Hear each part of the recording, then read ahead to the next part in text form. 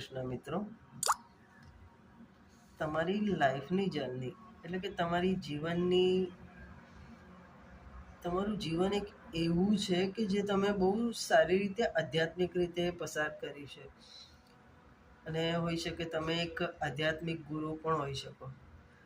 તમારી લાઈફમાં તમે ઘણી બધી ક્રિએટિવ આઈડિયાઝને લઈને ચાલો છો, જેથી તમારા લાઈફમાં સ્ટેબિલિટી ઘણી આવી રહી છે.